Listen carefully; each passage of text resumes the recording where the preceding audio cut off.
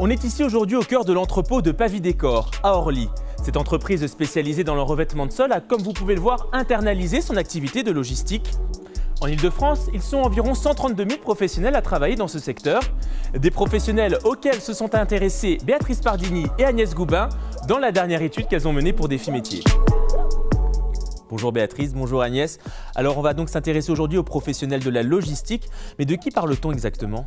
Alors on parle de ceux qui exercent dans le domaine professionnel de la logistique, c'est-à-dire des responsables d'entrepôt, des ingénieurs de la logistique, mais principalement des opérateurs logistiques, c'est-à-dire des caristes, des magasiniers, des manutentionnaires.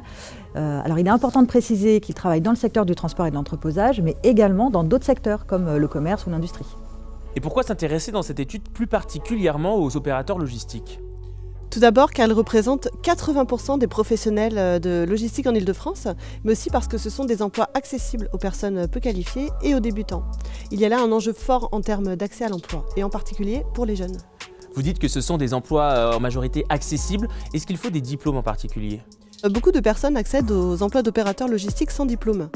Les effectifs de formation qui préparent aux emplois de logistique sont d'ailleurs très faibles en Ile-de-France. Par contre, les habilitations sont souvent indispensables pour exercer ces emplois. Et d'ailleurs, le sésame d'entrée dans la profession, c'est vraiment le CACES, ce que d'ailleurs les prescripteurs de formation ont bien compris. Comment accède-t-on à ces emplois ? Par quelle voie finalement ? L'intérim constitue la voie d'entrée dans la profession pour beaucoup d'opérateurs logistiques. C'est aussi un outil organisationnel des entreprises. Donc à côté du noyau dur de salariés, en général, gravitent des intérimaires. Les employeurs y ont recours au gré de l'activité des entreprises, mais aussi pour pallier les difficultés de sourcing des candidats.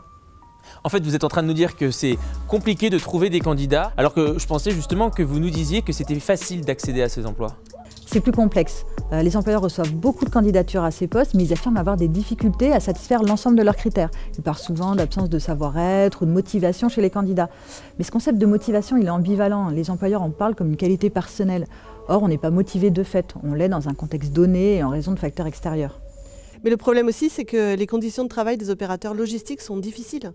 On a les horaires décalés, le port de charges lourdes, des gestes répétitifs, la station debout prolongée, le port de casque sur les oreilles, des conditions climatiques aussi extrêmes des entrepôts, avec en plus des objectifs de rentabilité et de cadence qui sont difficiles à atteindre. Et aussi des salaires faibles. Quand on vous écoute, ou même si des demandeurs d'emploi nous écoutent, les conditions de travail, ça donne pas forcément très envie. Alors comment trouver des candidats sérieux et même fidéliser les salariés existants ? Nous pensons qu'il faut réenchanter ces emplois dans le but de susciter la motivation qui est tant recherchée chez les candidats. Pour ça, il faut que les employeurs offrent des perspectives d'évolution aux nouveaux entrants, qu'ils les accompagnent, les intègrent en présentant l'entreprise, le rôle du salarié, qu'ils désignent des référents. Et aussi, il est important de rompre la monotonie de certains postes. Oui, et ces questions de recrutement sont d'autant plus importantes qu'il y a des perspectives d'embauche. Et comment on explique ces perspectives favorables ? Tout d'abord parce que la population francilienne elle va continuer à augmenter dans les années à venir, ce qui va générer de la consommation supplémentaire. Ensuite, parce que le développement du e-commerce nécessite un besoin de main-d'œuvre croissant en préparation de commandes. Et enfin, comme pour beaucoup de métiers, il va y avoir également de nombreux départs en retraite qu'il va falloir remplacer. Est-ce qu'il n'y a pas aussi des menaces qui pèsent sur ces emplois ? Je pense à la robotisation. Alors oui, la robotisation va sans doute détruire des emplois. Mais la robotisation des entrepôts, elle n'est pas encore très répandue et elle va prendre un certain temps, surtout que le tissu économique est composé principalement de petites entreprises. Et dans une perspective de 5-10 ans, ce sont bien des humains qui occuperont encore en très grande majorité ces emplois. D'accord, mais à plus long terme, comment on peut envisager l'avenir de ces emplois ? Alors c'est vrai que la robotisation des entrepôts nous semble encore très éloignée, mais il ne faut pas pour autant l'ignorer. Et il faut envisager dès maintenant la reconversion de ces professionnels. Merci Béatrice, merci Agnès. Et on rappelle que le rapport et sa synthèse sont intégralement consultables sur le site de Défi Métiers. Et quant à nous, on se retrouve très prochainement pour le deuxième volet de l'étude qui cette fois concerne les professionnels du transport.